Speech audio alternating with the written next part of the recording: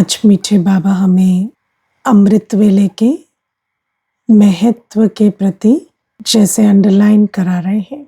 अमृत वेला का क्या महत्व है? अमृत वेला में क्या विशेषता होती है? अगर आपसे कोई दुनिया में पूछे कि 24 घंटे तो सारा दिन समय तो एक जैसा ही होता है, फिर अमृत वेले में ही क्यों उठकर योग करना चाहिए? और अमृत वेले में ऐसा क्या खास है? तो क्या कहेंगे? कौन सुनाएंगे?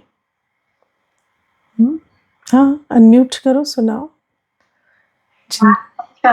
ओम शांति।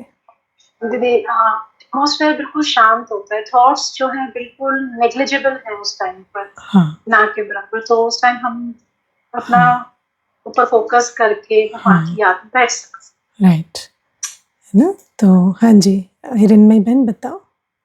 ओम शांति दीदी। ओम शांति। अमृत वेला ऐसा टाइम है जो खास हम बच्चों के लिए है, बाप से मिलने का टाइम। हाँ जी, पूरा दिन भर मतलब बाप में बिजी हो जाता है, बच्चों के लिए स्पेशल टाइम है अमृत वेला। तो मतलब उसी हिसाब से जो भी बात करनी है बाबा से करनी है। Thank you. ओम शांति।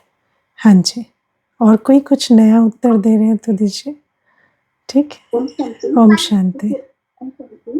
अमृत वेले बाकी की आत्माएं भी सोई रहती है, तो वो भी वायुमंडल में उसका प्रभाव होता है। हाँ, करेक्ट। ठीक है, तो यही है उत्तर, है ना? ओके, तो आज भी बाबा ने ये अंडरलाइन कराया कि अमृत वेले के समय विशेष साइलेंस होता है ना? क्योंकि जो आत्माएं सभी जो चारों तरफ जो आत्माएं हैं वो उस समय पर निद्रा में होती हैं, और ज़्यादा से ज़्यादा आत्माएं डीप स्लीप में होती हैं, है ना? तो 4 से 5 का समय ऐसा होता है कि डीप स्लीप में होते हैं, क्योंकि जो लेट सोते हैं वो भी 4 बजे तक सो जाते हैं, और जो जल्दी उठते हैं वो भी 5 बजे उठते हैं। तो 4 से 5 जो है वो वायुमंडल में डीप साइलेंस होती है, क्योंकि जब आत्मा डीप स्लीप में होती है तो जो आसपास का वायुमंडल होता है उसमें संकल्पों का ट्रैफिक भी नहीं होता है ना? उस समय ब्रेन एक्टिविटी बहुत कम होती है। तो बाबा कहते हैं कि वैसे तो आत्मा बाबा को हमेशा याद करती है ना? बाबा ने कोई हमें सिर्फ ये नहीं कहा है कि अमृत वेला ही याद करना है और कहीं कभी करना नहीं है। बाबा कहते हैं हम बच्चे तो हर काम काज करते, हर घड़ी बाबा की याद में रहते हैं, लेकिन बाबा हमें समझाते हैं कि सारे दिन याद में रहने के लिए भी हमें फाउंडेशन चाहिए अमृत वेले का। और जब टोटल साइलेंस का वायुमंडल होता है उस समय बाबा की याद में सहज बैठना है ना? और बाबा कहते हैं स्मृति को समर्थवान बनाना। बाबा जो हमें स्मृतियां दिलाते हैं स्व की, बाबा की, समय की, उन स्मृति में स्थित होकर उन स्मृति को समर्थवान बनाना और बाबा की याद को बहुत सहज बनाना है ना? बाबा की याद का बल जमा करना, उसके लिए जो राइट टाइम है वो अमृत वेले का समय है। तो बाबा हमें जैसे हर चीज के प्रति श्रीमत देते हैं। श्रीमत अर्थात श्रेष्ठ मत, श्रेष्ठ बनाने वाली मत। तो बाबा हमें संकल्प के प्रति, वृत्ति के प्रति, दृष्टि के प्रति, खान पान के प्रति, संबंध संपर्क के प्रति, सबके प्रति श्रीमत देते हैं। ऐसे मत, ऐसे डायरेक्शंस जिन पर चलने से हम श्रेष्ठ बनेंगे। ऐसे ही बाबा हमें समय के प्रति भी श्रीमत देते हैं कि किस समय पर क्या करना है ना? कौन सा समय कौन से कर्म के लिए सबसे शक्तिशाली समय है ना? ये भी श्रीमत है। बाबा ने हमें एक टाइम टेबल दिया है। पांडव भवन में जो वॉल पे टाइम टेबल लिखा हुआ है ना, हिस्ट्री हॉल के बाहर पूरी जो ब्राह्मण जीवन की दिनचर्या होती है वो लिखी हुई है। तो बाबा ने हमें समय का महत्व समझाया है। तो बाबा कहते स्मृति को समर्थवान बनाने का या स्वतः स्मृति स्वरूप बनने का जो फाउंडेशन है वो डालने का समय है अमृत वेला, है ना। जैसे बाबा हमें कहते हैं मुरली का समय कौन सा है? मुरली सुनने का समय है सवेरे, है ना। सवेरे 7 बजे तक, 7 बजे मुरली का समय होता है। 7 से पहले सुन लिया तो और अच्छा, लेकिन 7 से 8 जनरली मुरली का समय होता है। तो बाबा कहते हैं कि सब मुरली का समय भी सवेरे है। बाबा ने अपनी वाणियों में कहा है कि जो सवेरे मुरली सुनते हैं वो सूर्यवंशी कुल में जाएंगे, जो शाम को मुरली सुनते हैं वो चंद्रवंशी कुल में जाएंगे। ये भगवानुवाच है ना। तो बाबा कहते हैं याद के फाउंडेशन का समय सवेरे अमृत वेले, मुरली का समय सवेरे है ना। ब्रेकफास्ट से पहले मुरली सुननी होती है, नाश्ते के बाद मुरली सुनना ये श्रीमत नहीं है ना। बाकी तो ये बाबा ऐसे कोई मना नहीं करते कि अगर नहीं सुनी है तो ऐसा नहीं कहते फिर अगले ही दिन सुनना, है ना, ऐसा भी नहीं है। लेकिन बाबा कहते हैं हर चीज श्रीमत प्रमाण करो, कायदे प्रमाण करो तो उसका मैक्सिमम लाभ मिलता है। तो अमृत वेले के प्रति भी बाबा हमें समझाते हैं कि श्रीमत है कि समय के महत्व को जान हम अमृत वेले के समय में स्मृति को समर्थवान बनाएं। और जब हम समय के हिसाब से करते हैं तो फिर बाबा कहते सारे दिन में भी जो भी महत्व है जिस समय का या जिस कर्म का जिस समय महत्व है उस कर्म को तब कर सकेंगे, है ना। कई बार ऐसा होता है कि सोचते हैं सारे दिन का टाइम टेबल बनाएंगे या सारे दिन के लिए प्लान बनाएंगे कि ऐसी वृत्ति हो, ऐसी दृष्टि हो, इस गुण की धारणा करें, लेकिन जिस भी चीज का महत्व समझते हैं वो होगा तब जब पहले अमृत वेले का महत्व समझकर फाउंडेशन डालेंगे, है ना। बाबा कई बार ये एग्जाम्पल देते हैं हमें कि जैसे ट्रेन होती है ना, जब पटरी पर सेट होती है तो अगर सेट ठीक से हो गई तो मंजिल तक ठीक से पहुंच जाएगी। लेकिन अगर सेट ठीक से नहीं हुई, शुरू में सेटिंग होती है, अगर शुरू में सेटिंग गड़बड़ हो गई तो बीच में भी कहीं डिरेल हो सकती है ना। तो बाबा इसीलिए कहते हैं कि अमृत वेले में स्मृति को समर्थवान बनाना या बाबा की याद का बल भरना, यह है सारे दिन के लिए अपनी अवस्था की सेटिंग करना। अगर अवस्था की सेटिंग अच्छी हो गई तो फिर सारे दिन भी जिस समय जो कर्तव्य करने का सोचा है श्रीमत प्रमाण वो कर पाएंगे। और अगर सेटिंग ही ठीक नहीं हुई तो फिर सारा दिन भी पटरी से गाड़ी उतरती रहेगी। तो ये बाबा हमें समझाते हैं। अब बाबा जो हमें ये बातें अंडरलाइन कराते हैं तो बाबा सिर्फ ये अंडरलाइन नहीं कराते कि समय का महत्व है, लेकिन समय में क्या करना है ना। कई बार ऐसा भी होता है कि समय से उठ तो जाते हैं पर बाबा कहते हैं जो बाबा की याद में बैठना या स्मृति स्वरूप बनना, बाबा ने जो श्रेष्ठ स्मृतियां दिलाई हैं उनमें बल भरना, उनको समर्थवान बनाना, ये जो अभ्यास है वो नहीं करते, है ना। तो बाबा इसलिए सावधानी दे रहे हैं। और जो समय के महत्व को जानकर कर्म करते हैं फिर क्या होता है, समय भी उनका मान रखता है। वरना क्या होता कि आदि काल से जब स्वर्ग प्रारंभ होगा तो हम लेट आएंगे या पूरा फुल टाइम राज्य करेंगे, वो इस समय हम कितना समय का महत्व रखते हैं इस पर आधारित है। तो ये बाबा हमें समझाते हैं। फिर प्यारे बाबा आज हमें कहते हैं कि बाप से ठगी करने का तो सवाल ही नहीं है ना। बाप से ठगी करने का सवाल नहीं उठता। बाबा कहते हैं कई बच्चे ऐसे होते हैं कि छिपाते हैं, झूठ बोलते हैं, है ना। तो बाबा कहते हैं क्या झूठ बोलकर तुम्हें मुझसे कोई पैसा लेना है क्या? है ना। तो बाबा कहते हैं ऐसा नहीं है कि कोई बाबा से ठगी हो सकती है, ये तो स्वयं से ठगी होती है। बाबा ने हमें बहुत सुंदर नियम समझाया है, जो करेगा सो पाएगा, जितना करेगा उतना पाएगा, और जैसा करेगा वैसा पाएगा। इसीलिए बाबा कहते हैं और नहीं करेगा तो नहीं पाएगा। है ना, नहीं करेगा तो नहीं पाएगा। तो बाबा कहते हैं मैं तो तुम्हें पुरुषार्थ सिखला देता हूँ, तुम करोगे तो तुम पाओगे, तुम्हें अपनी तकदीर बनानी है।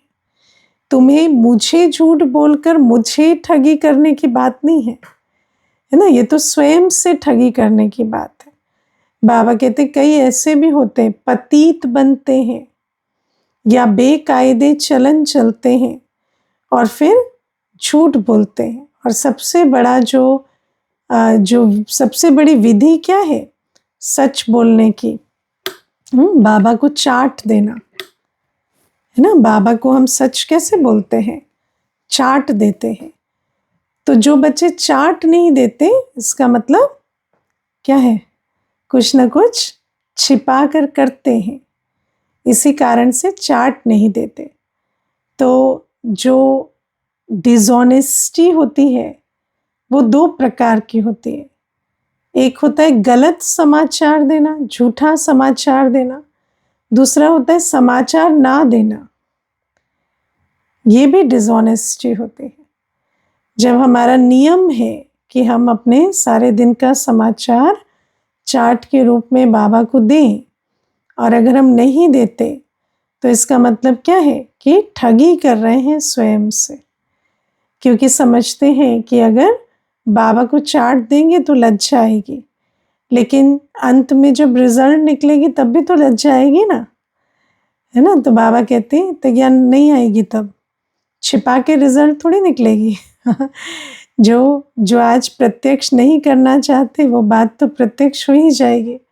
तो इसीलिए बाबा कहते हैं ये जो ठगी है ये बाप से नहीं, ये स्वयं से करते हैं।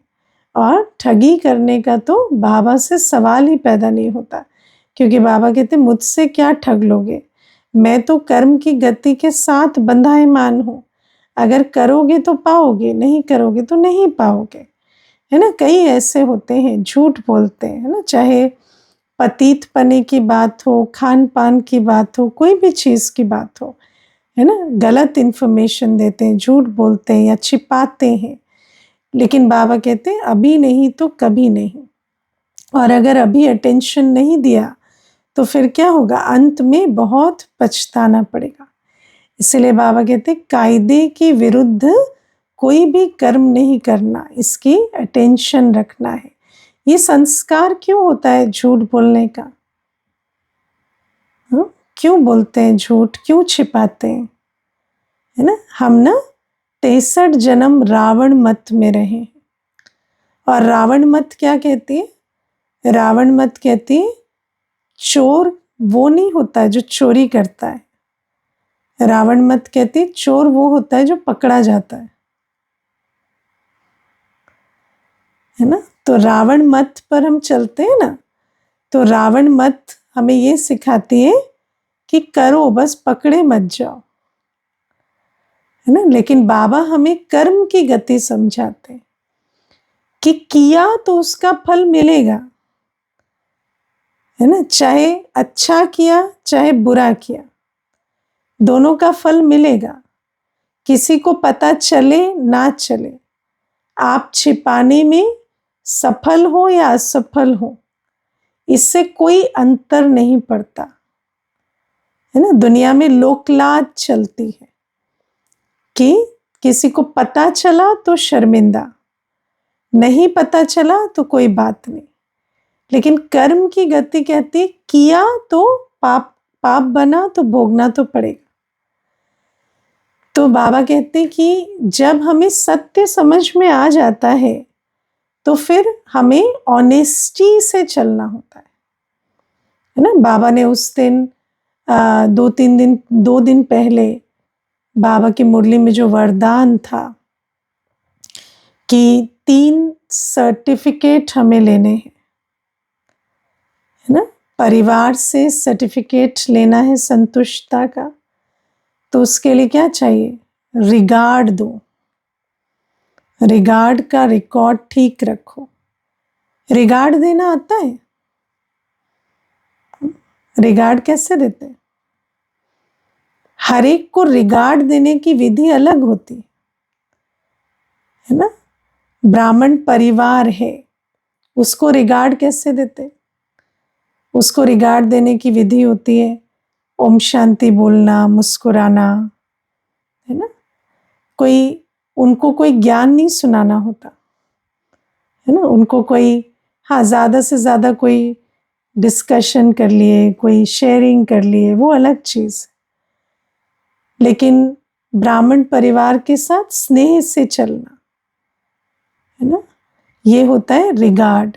निमित्त के साथ रिगार्ड क्या होता है? साथी सहयोगी बनना,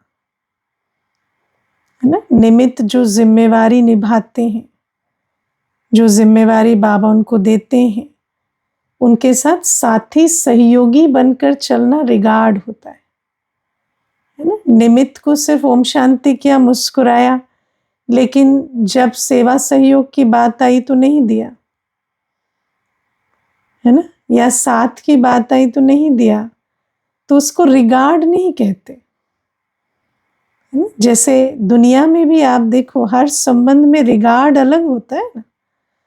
दुनिया में भी बड़ों का रिगार्ड रखेंगे तो पाँव छुएंगे, छोटों का रिगार्ड रखेंगे तो प्यार देंगे, है ना। बड़ों को सम्मान, छोटों को प्यार कहेंगे।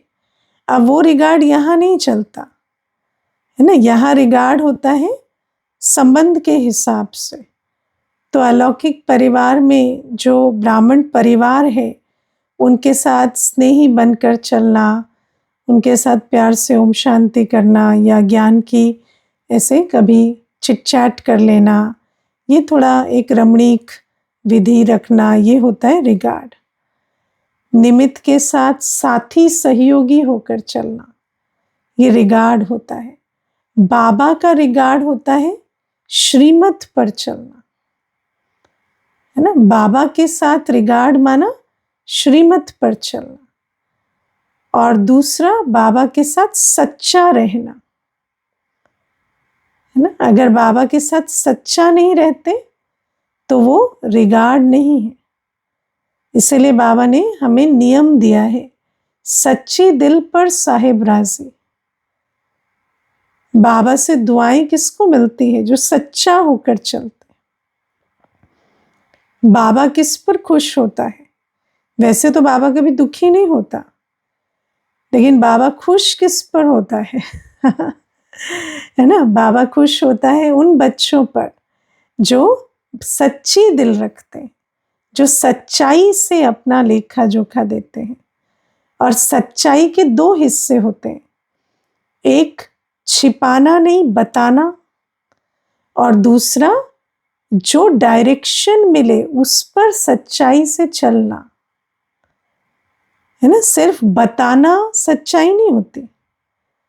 हमने कोई बात सच्चाई से बताई, चार्ट दिया, है ना। आप रोज चार्ट दे रहे हैं मान लो, है ना, और रोज अमृत वेला नो नो नो आ रहा है, ठीक है, तो डायरेक्शन मिलेगा कि आप, है ना, रात को कितने बजे सोते हैं, सुबह कितने बजे उठते हैं। तो फिर आप, है ना, रात को जल्दी काम खत्म करके और 10 बजे तक सो। तो वो जो डायरेक्शन है, फिर उस पर चलना पड़े। बाबा के साथ सच्चा होते हैं तो 2 बातों में सच्चा होना होता है। एक, जो मैंने किया वो बाबा को बताना। दूसरा, जो बाबा ने कहा वो करना। ये भी सच्चाई होती है।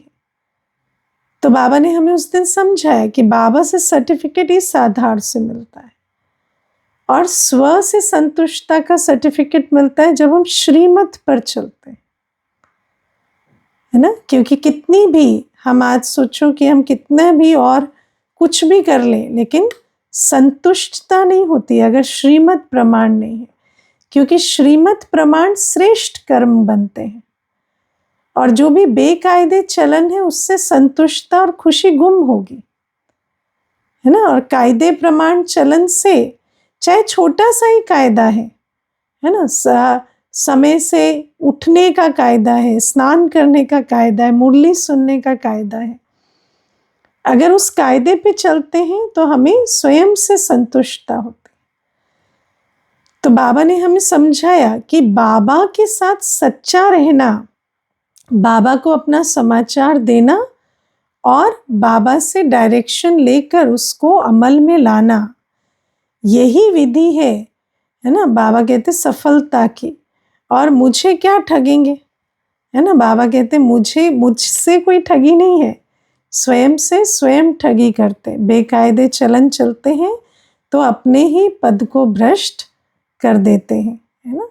और मैं आपको प्रैक्टिकल अनुभव से बता रही हूँ, बहुत ब्राह्मण झूठ बोलते है ना, बहुत ब्राह्मण झूठ बोलते हैं अपने पुरुषार्थ के प्रति। चार्ट छिपाने वाले तो बहुत है, झूठा चार्ट देने वाले भी बहुत होते हैं। ऐसा लगता है हमें, सोचने से वंडर लगता है कि बाबा के बच्चे तो ऐसा नहीं करते होंगे, लेकिन करते हैं बाबा के बच्चे, इसीलिए बाबा की ऐसी मुरली चलती है ना। तो बाबा हमें कहते हैं कि ये जो पुरानी दुनिया की मत है ना, कि बस अच्छा दिखो, नहीं, बाबा कहते नहीं, अच्छे कर्म करो, अच्छा बनो, अभी नहीं तो कभी नहीं, यही भाग्य बनाने का समय है ना। कईयों को ऐसा होता है, मुझे मधुबन जाना है, बाबा मिलन के लिए जाना है, तो झूठ बोल देंगे हम पवित्र रहते हैं, है ना, झूठ बोल देंगे हम पवित्र रहते हैं, या किसी और धारणा के प्रति भी झूठ बोल देंगे। तो अब उससे क्या होता है, बाबा कहते हैं ना, जैसे असुर जाके बैठ के इंद्र सभा में, ऐसा हो जाता है। तो बाबा हमें कहते हैं कि कभी भी किसी बात के प्रति झूठ नहीं बोलना है। तो ये बाबा हमें समझाते हैं। फिर बाबा कहते हैं दुनिया में तो डाइवोर्स चलता है, फारकती चलती है ना। यहाँ कोई डाइवोर्स देने की बात नहीं है ना। यहाँ कोई, देखो दुनिया में ना सब कुछ पेपर वर्क है ना, दुनिया में सब कुछ लीगल है।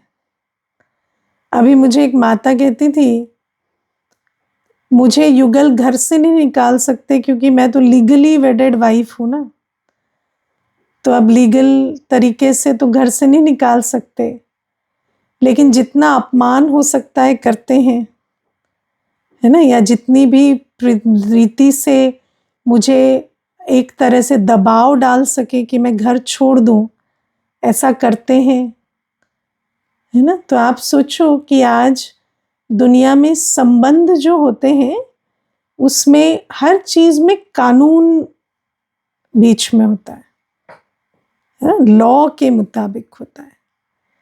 लेकिन आप देखो गुरु और शिष्य का संबंध भी बनेगा ना, तो उसमें भी दीक्षा लेंगे, कुछ ना कुछ उसमें प्रण कराएंगे, कोई विधि करेंगे, कोई नाम लेंगे। दुनिया में ऐसे कोई संबंध नहीं होते जहां बंधन नहीं डाला जाता। लेकिन बाबा कहते हैं या ये जो संबंध है ना बाप और बच्चे का, ये संबंध दिल का संबंध है ना। ये संबंध जो है ये दिल का संबंध है, इसमें कोई डाइवोर्स आदि की बात नहीं है ना। मुझे याद है जब भी हम लोग कोर्स कराते हैं तो जो भक्ति मार्ग से आते हैं वो यही पूछते हैं कि यहाँ क्या करना पड़ेगा, यहाँ ज्वाइन करने के लिए क्या करना पड़ेगा, है ना। तो हम कहते हैं यहाँ ज्वाइन करने के लिए कुछ नहीं करना पड़ेगा आपको बस क्लास करनी पड़ेगी आपको ज्ञान सुनना है, समझना है, और धारण करना है ना। तो वो कहते नहीं कोई कोई दीक्षा, कुछ ये, कुछ एनरोलमेंट, हम कहते नहीं ऐसा कुछ नहीं होता यार, है ना। तो वो कहते फिर अगर हम छोड़ दें, आप लोग इतनी मेहनत करो, हम छोड़ दें, तो मैंने कहा छोड़ दें तो छोड़ दें है ना, छोड़ दें तो हमारा क्या जाएगा तो मैंने आप लोग इतनी मेहनत करेंगे, तो हम आपके लिए थोड़ी करेंगे, हम तो अपना काम कर रहे हैं जो बाबा ने हमें दिया है। तो बाबा हमें कहते हैं कि यहाँ कोई ऐसी बात नहीं है, यहाँ तो बाप से वर्षा लेने की बात है। बाबा कहते हैं यहाँ तो जो समझदार होता है ना, वो बाबा से चटक कर रहता है, पूरा वर्षा लेकर छोड़ता है ना। और बाबा कोई किसी को पकड़ कर नहीं रखते, बाबा कोई ऐसा बंधन नहीं डालते। बाबा तो कहते हैं जिसकी जितनी तकदीर है उसको उतना बाबा समझ में आता है, वो उतना, है ना, चटक कर रहता है, पूरा वर्षा लेता है। मैं आपको एक बात बताती हूँ, मैं जब नई नई ज्ञान में चली ना, तो सेंटर पर एक कुमार भाई आता था, जो जिस सेंटर पर मैं ज्ञान सुनने जाती थी। तो वो जो कुमार भाई था ना, वो थोड़ा ऐसा भोला सा था। तो ना हर बात, कोई भी काम करे ना, उसका कुछ का कुछ कर दे, और उसको बहुत डांट पड़ती थी उसको सारे दिन डांट पड़ती थी, क्योंकि वो जो भी काम को हाथ लगाए ना, उसको बिगाड़े बिना ना छोड़े उसको आप साधारण बोलोगे ना, पेड़ से कड़ी पत्ते तोड़ लाओ, तो जितने पत्ते नहीं उससे ज्यादा टहनियां तोड़ लाएगा तो ऐसा होता था। तो हम देखते कि सारे दिन डांट खाता, लेफ्ट राइट एंड सेंटर डांट खाता, उसको कोई नहीं बख्शता था। तो जब एक दिन क्या हुआ ना कि वो कोई एक भाई थे, तो वो लॉयर थे, तो वो नया नया ज्ञान में आने लगे। अब हम लोग तो क्या देखते हैं, पर इतना इतना नहीं जजमेंटल नहीं होते थे। लेकिन वो जो भाई था, जो नया आया, वो लॉयर था, उसको थोड़ा ऐसे लगा ये सारे दिन डांट खाता है ऐसे ऐसे। तो उसको वो भाई कहते हैं कि तुम यहाँ डांट खाने आते हो क्या, डांट क्यों खाते रहते हो सारे दिन, मत आया करो, इतना डांटते हैं ये लोग तुम्हें। तो वो कुमार उस भाई को कहता है, मैं अपने लिए आता हूँ, मैं अपने बाबा से वर्षा लेने के लिए आता हूँ। तो उसको, वो जो लॉयर भाई था, उसको समझ ना आए कि ये क्या बाबा से वर्षा लेने के लिए आ रहा है, ये सारे दिन तो खाली डांट खा रहा है, कुछ ले तो रहा ही नहीं है तो आप सोचो कि बाबा हमें समझाते हैं कि यहाँ तो जो समझदार होता है ना, वो तो कैसे भी चलेगा। बाबा कहते हैं ना, तुम प्यार करो चाहे ठुकराओ, हम तुम्हारे दर को छोड़कर नहीं जाएंगे, ऐसा वो बच्चा बनकर चलते हैं। और ये जो दुनिया में ये जो बंधन के नियम होते हैं, उसमें तो ये उसको फारकती दे रहे हैं, वो उसको डाइवोर्स दे रहे हैं, वो ये दे रहे हैं, वो दे रहे हैं। क्यों? क्योंकि सारा तो विनाशी अल्पकाल की चीज़ों का संबंध है और एक बंधन का रूप है ना। तो बाबा कहते यहाँ ऐसा कुछ नहीं है।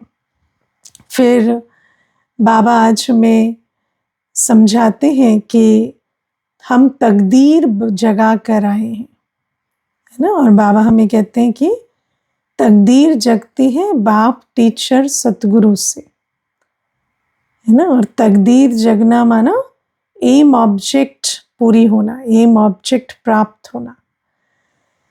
तो बाबा कहते हैं दुनिया में भी वर्षा जो होता है वो किससे मिलता है? बाप से मिलता है और टीचर से भी मिलता है, क्योंकि टीचर से भी पढ़ते हैं और पद मिलता है, और गुरु से कुछ नहीं मिलता।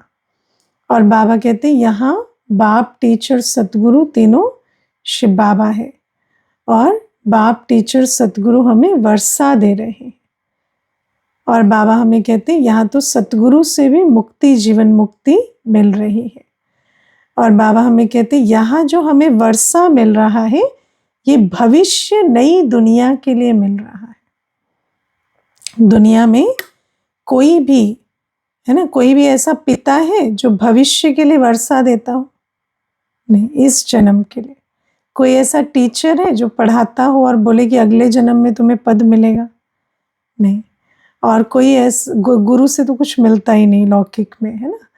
तो बाबा हमें कहते हैं कि मैं तो तुम्हें नई दुनिया के लिए वर्षा दे रहा हूँ, और उसमें भी बाबा हमें समझाते हैं कि इस दुनिया में लौकिक बाप जो देते हैं, लौकिक पढ़ाई से जो वर्षा मिलता है, या मानो कोई गुरु से शास्त्र आदि पढ़कर आजीविका भी ले ली, बाबा कहते हैं वो सब बहुत थोड़े काल का है, क्योंकि अभी ये दुनिया गई की गई है ना। तो अभी तो कितना भी कोई पढ़ ले, है ना, लेकिन एक तो देखो विनाश काल है, दूसरा आप देखो कि आजकल अकाल मृत्यु कैसी है, कितने होते हैं, है ना। पूरा पढ़कर तैयार होते हैं, है ना, खा पी कर युवा बनते हैं और फिर एकदम शरीर छोड़ देते हैं। तो बाबा कहते हैं कि अभी जो तुम बाप से तकदीर जगा रहे हो ना, ये अविनाशी तकदीर है और ये नई दुनिया के लिए है। इसीलिए बाप की श्रीमत पर चलना, बाप की आज्ञा पर चलना, है ना, टीचर की पढ़ाई पर अटेंशन देना, ये हमारी अभी प्रायोरिटी होनी चाहिए, क्योंकि यहाँ अविनाशी कमाई हो रही है। बाबा कहते हैं हाँ ठीक है, शरीर निर्वाह अर्थ भी करना है, लौकिक बाप को भी थोड़ा राजी रखना है ना। ऐसे नहीं लौकिक बाप को कह देना है मुझे कुछ नहीं चाहिए, नहीं, लौकिक बाप को भी राजी रखो, उसका भी सफल कराओ है ना। बाबा कहते हैं लौकिक टीचर से भी पढ़ो, आजीविका लो, है ना, कुछ ना कुछ नौकरी पद मिले, क्या बुरी बात है। लेकिन बाबा कहते हैं कि साथ में ये अविनाशी कमाई हो, इसका अटेंशन रखो, अविनाशी कमाई को प्रायोरिटी दो। क्योंकि बाबा कहते हैं ना, कई बार क्या होता है, लौकिक के चक्कर में पारलौकिक को भूल जाते हैं, है ना। आज बाबा ने ये भी कहा ना, कन्याएं कहती हैं हम पढ़ लिख कर बाबा के बनेंगे, है ना। ये लौकिक पढ़ाई पूरी हो जाएगी ना, फिर बाबा के पास आएंगे।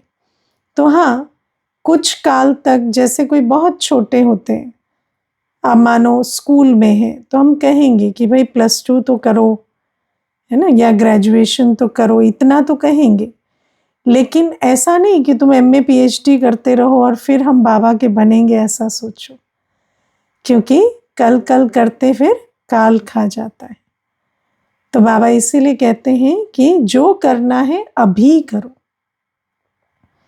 खास कन्याओं के लिए भी बाबा हमेशा कहते, जैसे हमें भी कोई कन्याएं कहते हैं ना, आजकल कन्याओं के बहुत चक्कर हैं, है ना। अभी कोई कन्या कहती है कि पिताजी का लोन चुकता करके आना है ना, कोई कहती है कि ये कोर्स पूरा करना है।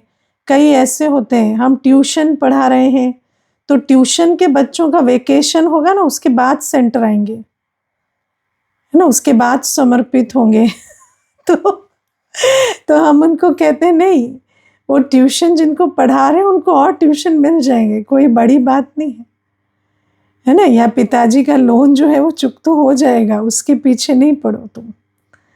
तो बाबा हमें कहते हैं किसी भी चक्कर में नहीं जाना है, क्योंकि कन्याओं को तो अवसर होता है ना कि अविनाशी कमाई कर सके, बाबा से, बाबा के घर में रहकर बाबा का वर्षा ले सके, राजधानी बनाने में निमित्त जिम्मेवार बन सके। तो बाबा कहते हैं इसीलिए ये जो अविनाशी कमाई है, इस पर अब अटेंशन देना है, क्योंकि बहुत गई थोड़ी रही, थोड़ी की भी अब थोड़ी है। ओम शांति।